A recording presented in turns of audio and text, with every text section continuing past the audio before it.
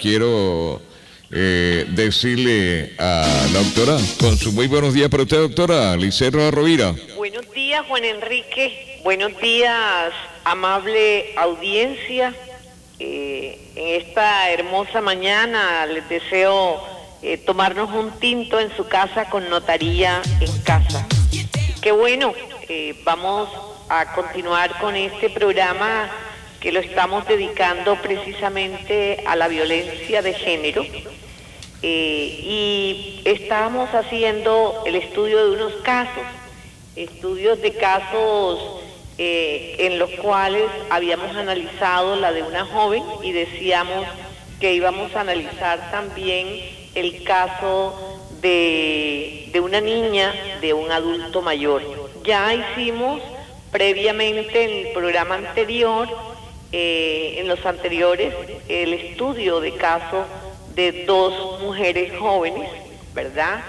Y en el pasado jueves habíamos hecho el análisis y comentario del cuento Barba Azul, un análisis que me imagino dejó reflexionando a muchas mujeres que tienen a su lado un barba azul, o que puede presentársele un barba azul, pero también a esas madres, para, como dice el libro de Clarisa Pinconta, en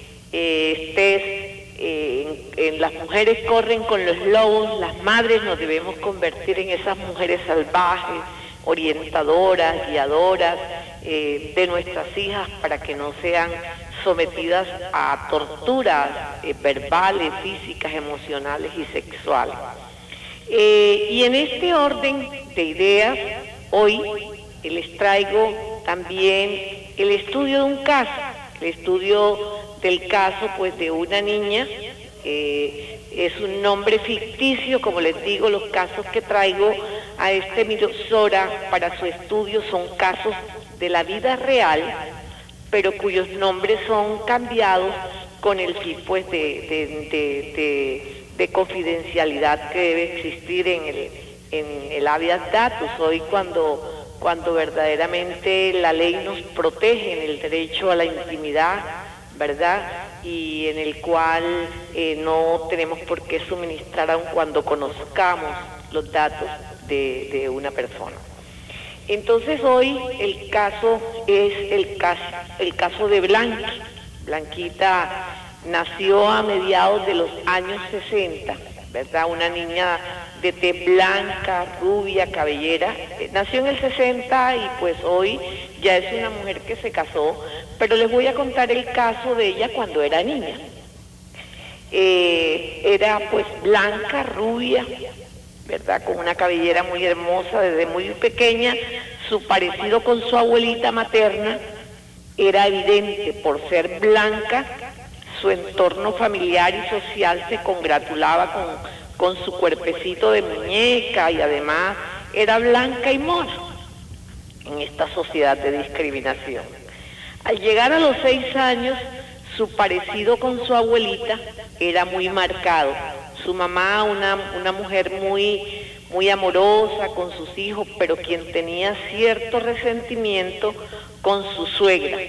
Cuando su hija fue creciendo, ¿verdad? Ya no le prestaba mucha atención y le pegaba por cualquier motivo. Así que también sus hermanos se aprovechaban de esa situación para burlarse de Blanquita. Entre todos la hacían llorar, le pegaban con la seguridad que no pasaba nada porque su mamá justificaba por que le pegara. Es así que Blanquita se enfermó de la garganta y cuando la llevaron al médico le dijeron que ya casi no tenía amígdala. Es decir, no la llevaron a tiempo porque decían que ella no estaba enferma, que solo era pretexto para no hacer los quehaceres del hogar. Y pues a Blanquita, debido a seguramente su situación de salud, no le gustaba ir al colegio, en parte porque como estaba enferma de los riñones, de las amígdalas, En su casa no le creían que estaba enferma, todos decían que ella era floja y como traía malas notas, eso se sumaba pues al maltrato que a ella le hacían bullying, como le llaman a ella, sus hermanos y hasta en el mismo colegio.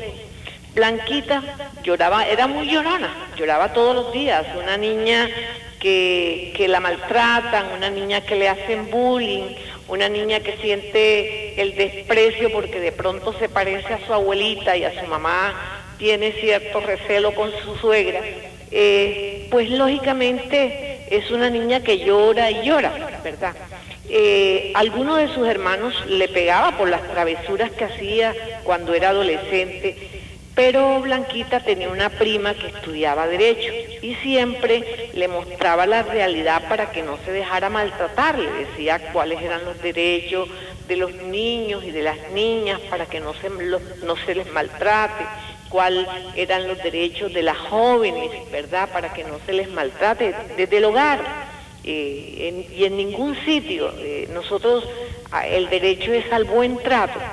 Entonces Blanquita comenzaba a raíz de pues esas orientaciones que su prima le daba a defenderse, pero eso de poco sirvió porque sus tres hermanos varones siempre la callaban a la pobre con burlas. Blanquita, aunque era una niña alegre, se volvió malgeniada, peleaba con casi todo el mundo, siempre vivía como a la defensiva. Entonces fíjense ustedes, una niña alegre cómo se transforma en una niña agresiva, en una niña pues peleonera. Al ser una jovencita no le permitían tener novio. No obstante, pues ella se casó con un joven que también muy pronto le pegaba, ¿verdad? En repetidas ocasiones le pegó. Entonces fíjense ustedes que con este caso nos encontramos ante el maltrato intrafamiliar. Blanquita, a raíz de eso, no estudió mucho. A raíz de ser maltratada, era una niña enferma porque su autoestima se bajaba. Blanquita se casó muy pronto, se casó muy joven, casi era una menor de edad cuando se casó, y para continuar con una cadena de maltrato. Blanquita le tiene miedo hoy a su esposo porque es una niña de baja autoestima y llora todos los días, su vida ha sido llorar. Su esposo es una persona grosera, desconsiderada con ella, la culpa de todo, y ella, tratando de conservar su hogar, aguanta ese maltrato. Y además de eso, que trabaja para ayudar en los gastos del hogar. Entonces, sigue enferma Blanquita por estrés. Entonces, a veces se pregunta uno, ¿por qué sucede esto? Y nos encontramos, ¿qué es la violencia intrafamiliar que ha traído en la vida de una niña o de una mujer toda una cadena de aspectos psicológicos que la transforman en su personalidad, ¿verdad? Pero también es motivo para que desde su casa, cada uno de ustedes, cada una y cada uno de ustedes, ¿verdad? Este caso de Blanquita sea analizado, ¿verdad?, para reflexionar y para de pronto entrar en meditación de cuál es mi actuación como mamá, como papá, como hermano, como familia, como amigo, ¿verdad?, como novio, de jóvenes, de niñas, ¿verdad? Hoy encontramos en un informe de medicina legal que al día 29 menores son víctimas de violencia en Colombia. Y estos son los casos denunciados, los casos de ataques contra los niños y niñas adolescentes en el país entre enero y julio muestran estas estadísticas.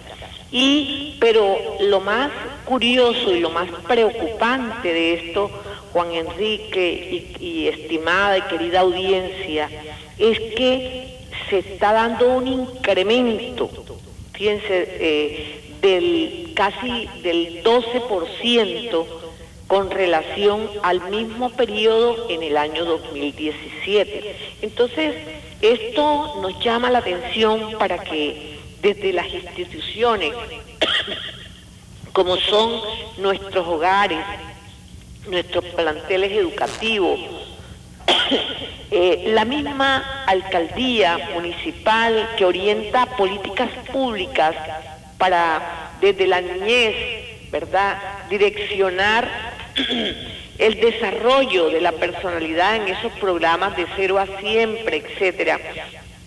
Pongamos atención inclusive al mismo Instituto Colombiano de Bienestar Familiar que mantiene esos hogares, ¿verdad?, hoy en algunos CDI, pero que se hace necesario revisar, hacer seguimiento y también desde la misma comisaría de familia para poder nosotros reiniciar o hacer una reingeniería en el proceso del buen trato hacia los niños.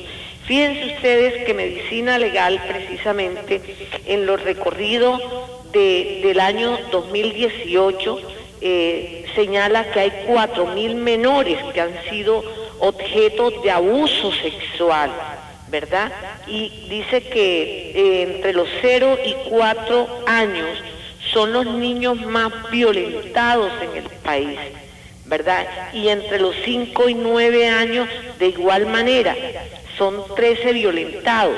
Entonces fíjense ustedes, entre los 10 y 14 años, 17 niños son abusados o abusadas. Entonces nos encontramos ante una situación preocupante. Hoy encontramos a un niño que una bala perdida le quita su vida, porque por la irresponsabilidad que existe, pero también por ese desconocimiento que hay, por ese respeto a la vida. Saber que si yo pues soy un adulto, ¿verdad?, y viene la época navideña, que es un caso que tenemos que analizar y que es parte de la violencia contra los niños y las niñas.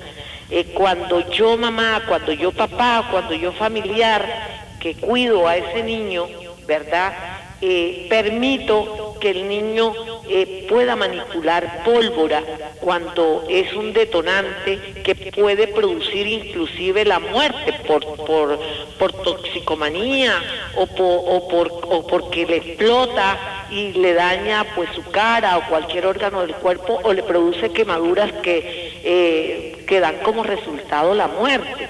Entonces, y por ejemplo, yo observo ayer en esta población, ayer no, hace varios días vengo observando a una señora que no sé si es de Galapa, y llamo la atención aquí a las autoridades competentes en este caso. Es una señora que tiene a un niño que, entre otras cosas, el otro día lo vi enfermo, hace como 15 días, ya ayer lo vi mejor, lo saca con pleno sol, anda por las calles de Galapa. La señora de por sí, toda lagañosa, tiene la boquita también, su boca a los lados maltratada, como por infección. Ella requiere, porque está a puertas de una muerte, se le ve un cuadro anémico impresionante. Yo me imagino que es una persona que no es de aquí, porque la traté de indagar, pero estaba supremamente ocupada aquí dentro del despacho. Le pregunté su nombre y le dije que no quería verla con ese niño asoleándolo porque la había visto varias veces, pero además de eso la veo que el niño le corre por toda la vía principal, colocando su vida en peligro, y no hay nadie que haga nada. Entonces, cuando nosotros omitimos, también somos cómplices de una situación homicida, ¿me entiendes? Entonces, yo llamo a las autoridades competentes para que se tome cartas en el asunto y a este niño se le entregue el bienestar familiar, a esa madre se le dé los cuidados de salud necesarios, pero no podemos estar indiferentes ante una situación real de nuestro terruño, porque tenemos que irle dando solución a cada uno de estos casos.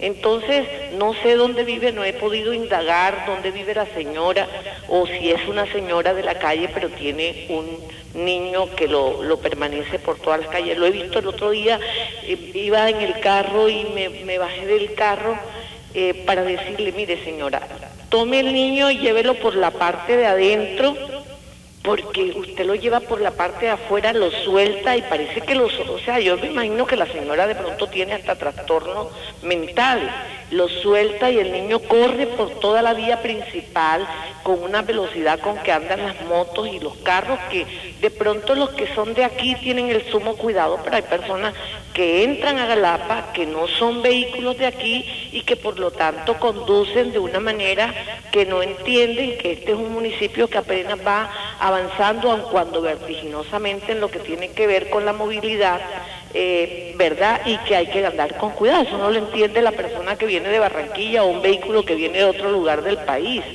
Entonces, nos damos cuenta que casos como ese, Juan Enrique, existen violencia. Hay violencia contra los niños cuando son bebés, los cargamos, los acariciamos y de pronto los tiramos. Esa es violencia contra el niño. Tenemos que tener mucho más cuidado con los niños y las niñas. Es violencia cuando nosotros mandamos a ese niño en un bicitaxi o en un mototaxi solo. Yo los veo con unos cinturones de seguridad puestos, solitos, tan bellos, ¿verdad?, inocentes, en los cuales una mamá o un papá o un familiar cuidador lo deja ir en un bicitaxi.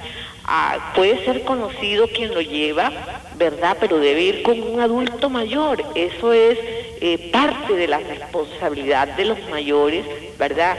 Y bueno, ustedes me dirán, sí, pero nos encontramos en una sociedad también en la cual los padres, hay padres pues alcohólicos o madres ya incursas en la drogadicción, y bueno, con esos niños, ¿qué hacemos? Con esos niños, de todas maneras, tiene que haber el direccionamiento de unas políticas públicas que contribuyan a identificar esos casos y a darle solución. Entonces, todo esto, y el Estado es responsable de que verdaderamente exista el sumo cuidado. El Estado es responsable de que exista el sumo cuidado de que desde nuestros hogares no exista maltrato para nuestros niños. El Estado también es responsable de que en nuestros planteles educativos los niños pues no sean atacados con bullying, las niñas.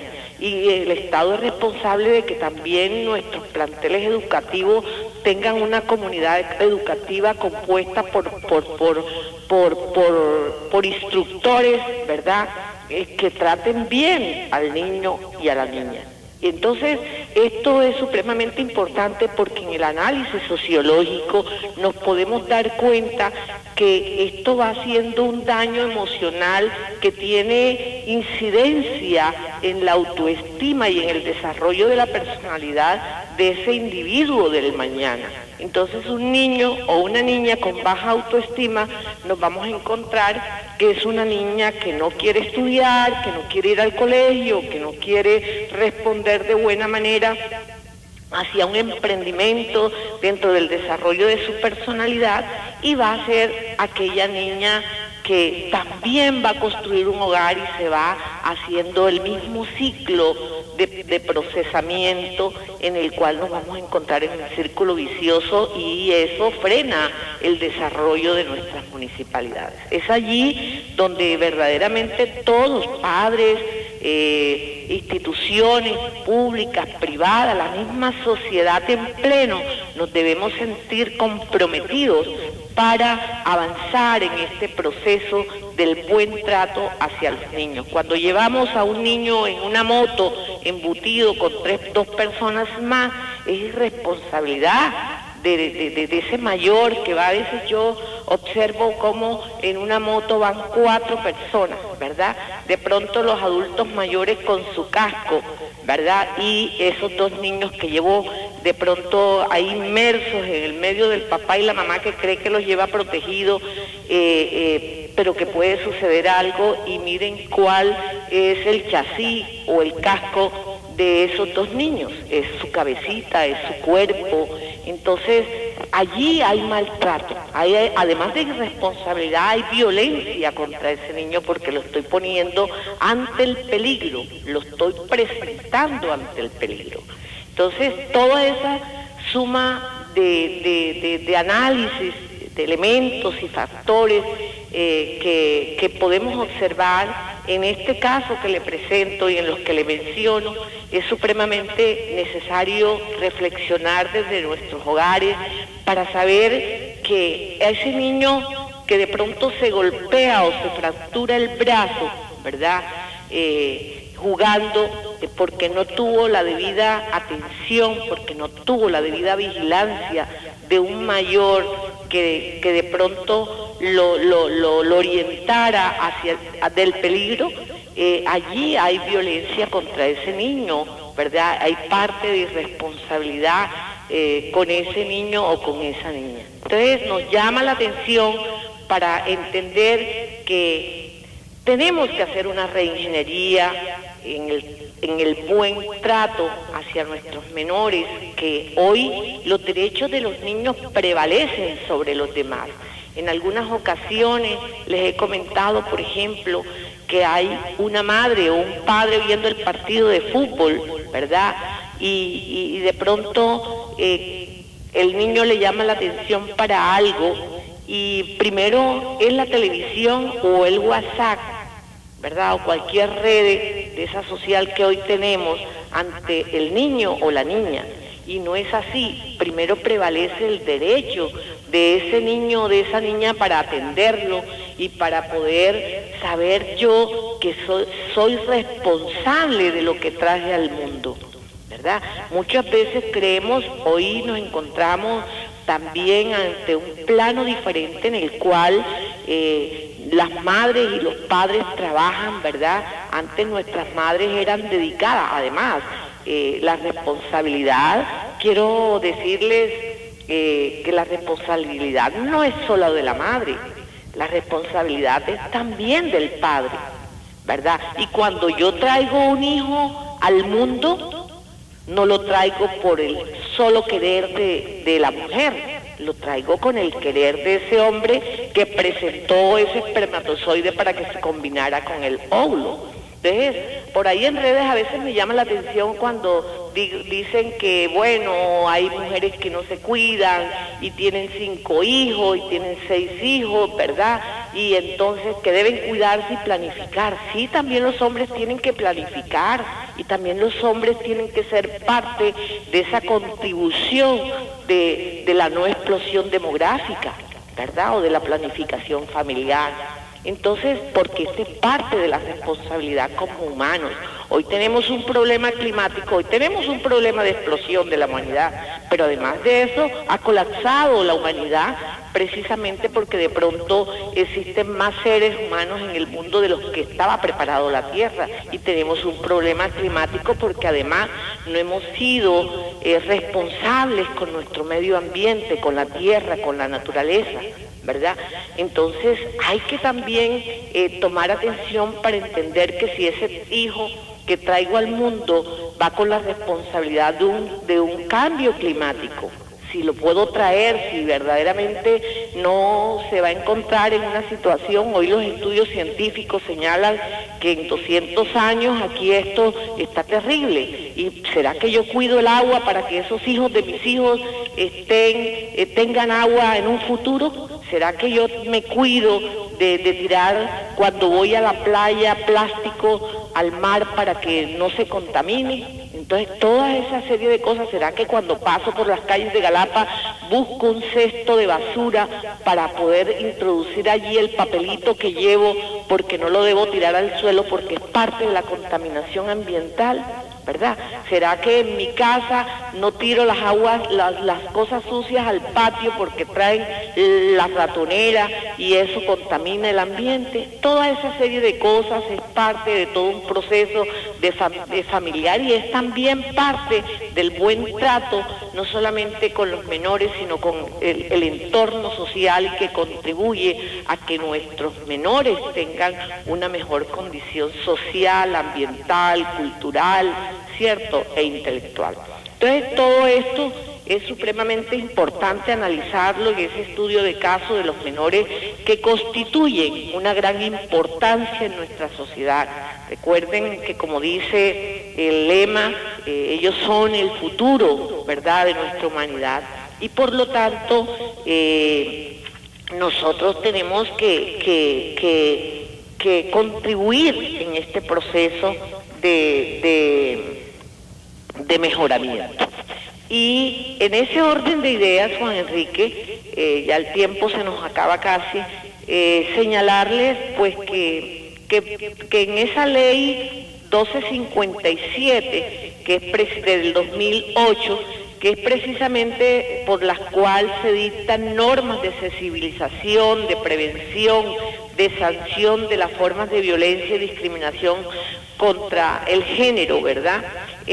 Nos señala una hoja de ruta, una ruta de denuncia y atención a la violencia intrafamiliar, que va dirigida más que todo a un proceso que es necesario que ustedes lo conozcan. Ya les recuerdo, por ejemplo, que a partir del lunes entrante se va a celebrar la Semana Municipal de la No Violencia contra el Género. Allí, cuando ya les hablo de género, me he referido que me señalo tanto a los hombres, a las mujeres, a los niños, a las niñas, pero que va muy enfocado al caso de mujeres, que son los altos índices establecidos en la gran brecha de desigualdad que existe en Colombia. Y bueno, les decía que en esa ruta de atención de la violencia intrafamiliar, ¿verdad?, hay que saber a quiénes nos dirigimos, ¿verdad? Primero, que cualquier persona que se crea violentada, o cualquier persona que quiera denunciar a una persona denunciada, debe ir a determinados centros.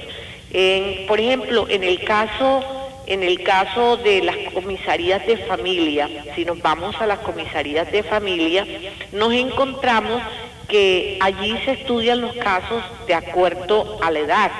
Si es una víctima menor de 18 años o si la víctima es mayor de 18 años. En el caso de las víctimas menores de 18 años se radica, ¿cierto?, se valora y se procede a darle el tratamiento o el apoyo institucional que va en lo psicosocial, se radica el proceso de forma pues en que exista una garantía para la persona una garantía de sus derechos para la persona que denuncia.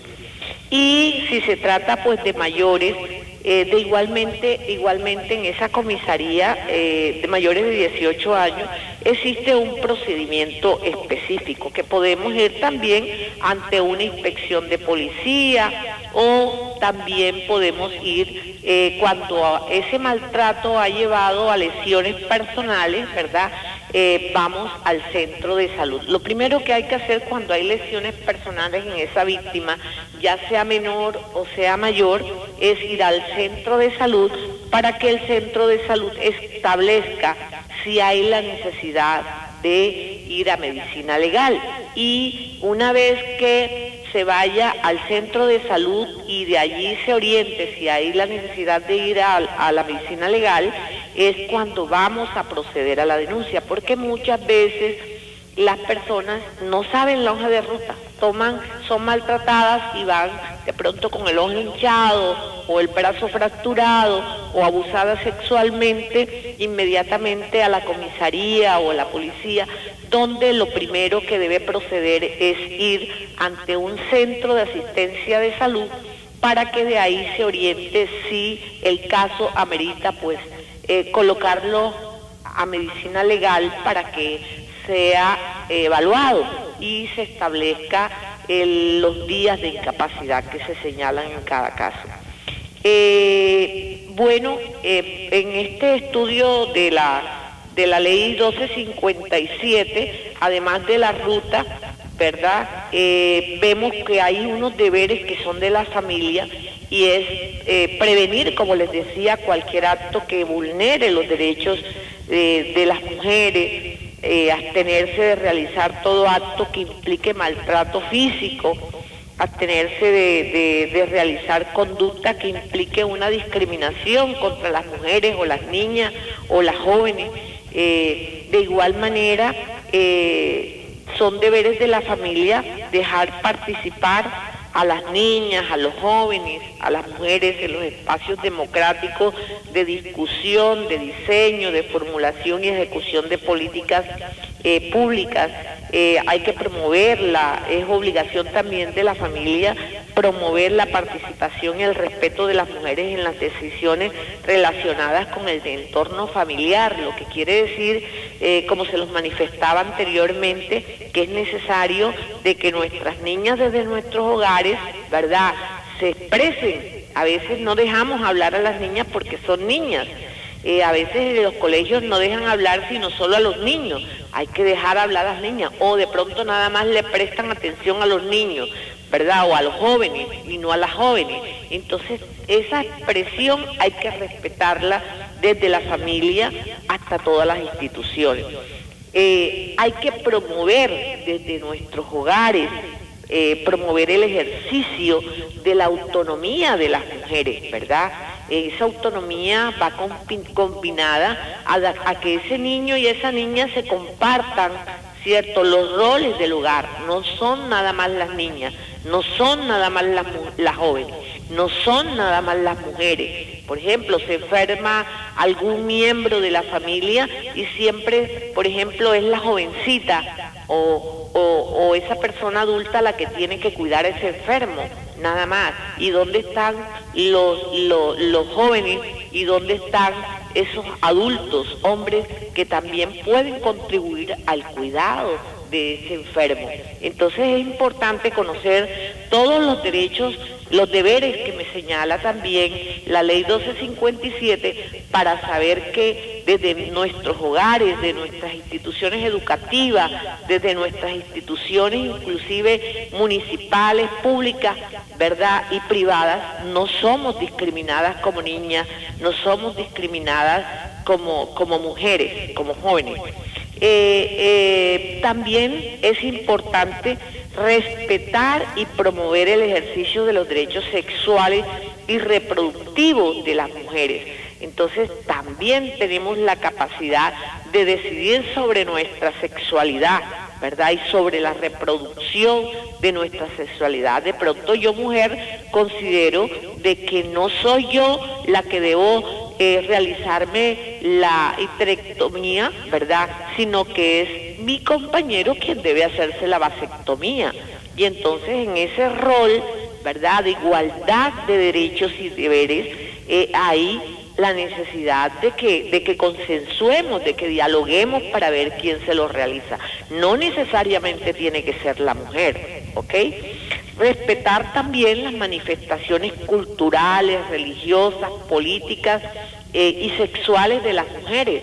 El hecho de que mi pareja o de que mi papá piense de una manera no quiere decir que como niña, ¿verdad?, como joven o como adulta mujer, yo tenga que pensar de igual forma. Esta autonomía, esta manifestación, esta expresión es supremamente respetable.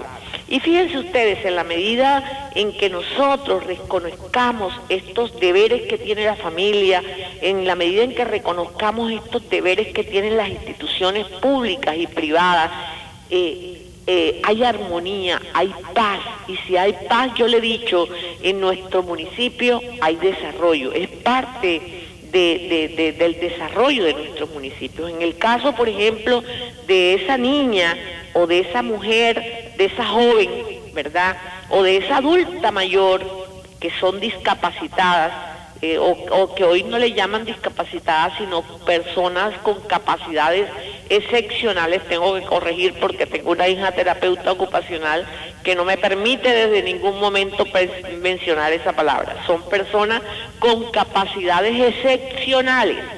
Fíjense ustedes que en mi casa, en mi hogar, hay una persona con capacidades excepcionales, y es precisamente esa mujer, el ángel nuestro, que hace muchas más cosas que yo. Es autodeterminante, autodependiente, es un ángel, ¿verdad? Y entonces así se constituyen esas personas con capacidades excepcionales en nuestras familias, en nuestros entornos educativos, porque tienen mucho que dar, tienen ante todo que dar ese corazón puro, especial, que son seres esenciales, son seres, mejor dicho, tan hermosos, que todo mundo gira en torno a ellos. Entonces ellos ponen al universo en su entorno, porque precisamente son unos seres tan puros de corazón que no tienen en él sino solo la pureza, y son transparentes, y eso los hace ser especiales, muy especiales. Entonces hay que proporcionarle a esas personas con capacidades excepcionales un trato digno e igualitario con todos los miembros de la familia. Y yo he insistido mucho en esto, porque hay que generar condiciones de equidad, de oportunidades y de autonomía para que se puedan ejercer los derechos de estas personas. Lo mismo que hay la necesidad de habilitar espacios adecuados y garantizarle su participación en los asuntos relacionados con su entorno familiar y social. Ese hijo o esa hija, sea niña o sea una joven o sea una adulta mayor, ¿verdad?, o una adulta normal, pues requiere de que los espacios en mi hogar sean habilitados de tal manera que acceda a los mismos derechos míos, y de tal manera que si yo voy a un cine y todos mis hijos van a un cine, esa persona tengo que acondicionarle todos los elementos necesarios para que ella también pueda transportarse e ir a un cine, y a los centros de recreación, ¿verdad? Por eso es necesario que todos nuestros establecimientos comerciales y todos los establecimientos e instituciones privadas tengan adecuadas rampas que habiliten el acceso de estas personas con capacidades excepcionales, para que puedan transportarse en el caso de que su limitación sea física, pero también para aquellas personas que de pronto tienen problemas en sus ojos, en sus oídos o en otras formas. Hoy son tales sus derechos, iguales a los de nosotros y nosotras, que la ley ha constituido normas especiales que prevalezcan en los derechos de ellos, en el sentido de darles la oportunidad de que sus derechos sean iguales a los demás. Hoy ya una persona con capacidad excepcional, con síndrome de Down, puede casarse, pueden determinar con un tutor, con un curador, se administran sus bienes. En fin, hoy nos encontramos ante una igualdad de derechos con estas personas. Entonces es supremamente necesario, de verdad, de que la sociedad, comenzando por nuestros hogares, se empiece a promover, o por lo menos se fortalezca o se continúen los casos que ya existen, ¿verdad?, estas prácticas con el fin de contrarrestar esa violencia de género. Entonces es importante. Vamos a hablar en la próxima semana, el próximo jueves, de las medidas de protección, ¿verdad?, en esa ley 1257 del 2008. ¿De qué se trata esa medida de protección que se establece para aquellas personas que violenten a las mujeres? Más que todo en el caso de las mujeres. Y bueno, para el próximo jueves vamos a hacer un análisis de caso de una adulta mayor, es decir, de una anciana. para llamar la reflexión de ese buen trato que tenemos que tener con nuestras madres, con nuestras abuelas, con nuestras bisabuelas, que las tenemos allá de pronto en un rincón de manera indiferente, y eso se llama violencia de género. Bueno, así que, doctora, está muy bien centrado el programa con hacer prácticamente... Sería bueno que estuvieran en televisión y tenerlos pregrabados, ¿verdad? Sí. Para de esa manera ilustrar más. Pero aquí hay un interrogante rápidamente, doctora, que me están escribiendo por acá. Me dice, ante toda esta serie de maltratos de género, maltrato a los menores, maltrato a cualquier edad, ¿qué está haciendo la autoridad y qué ejemplarizante ha sido de castigar al causante en este caso? Queda un interrogante que ojalá para el próximo... Muy importante. Para el próximo hoy con programa, la ley yo. 1257, y hemos, en esa lucha de la violencia contra el género, venimos trabajando ONGs, organizaciones privadas, pero también públicas, y estamos proyectándonos hacia una política en la cual, Juan Enrique, nuestros funcionarios y funcionarias de la rama judicial puedan entender, los jueces, los fiscales y los que imparten la justicia en Colombia, para que se entienda de que verdaderamente los casos de violencia de género deben ser castigados desde la perspectiva de esa condición de mujer, que no lo han entendido. Hay muchos casos inclusive de homicidio que no son atendidos, como se dice, por ejemplo, que fue un caso pasional donde verdaderamente fue la condición de mujer la que permitió ese homicidio, ¿verdad? Y porque lógicamente la ley ha establecido que para esos casos de violencia de género la pena es superior. Hemos logrado en esa lucha de las mujeres contra la violencia del género, hemos logrado que se puedan implementar dentro de la normatividad en Colombia unas sanciones ejemplarizantes, pero que en la práctica no la vemos porque no existe una sensibilización ni una concientización por parte de quienes imparten justicia para aplicar estas penas tal cual como se dan. Por ejemplo, en los casos de abuso sexual contra las niñas y contra los niños, porque el caso de género es, como les he hablado, de hombres y de mujeres, de niños y de niñas, de ancianos y ancianas, pero que hago mucho énfasis en el caso del género femenino, porque en la brecha de desigualdad nos marca que hemos sido las mujeres más torturadas, las más condenadas y las más muertas y asesinadas por hombres por nuestra condición de mujer. Bueno, doctora, sé que el próximo jueves estaremos muy pendientes y hacer por lo menos también de que conocer casos de que la autoridad haya sido ejemplarizante en coger al victimario y que esté en el sitio que debe estar y no que esté libremente por ahí. Tenemos el caso, y ojalá se hable en el próximo programa, sobre el famoso lobo feroz. ¿Usted recuerda del lobo feroz, no? Así es. Que se fue noticia porque se dijo que había violado a más de 500 niños y niñas en el departamento del Atlántico y más que todo en la ciudad de Barranquilla.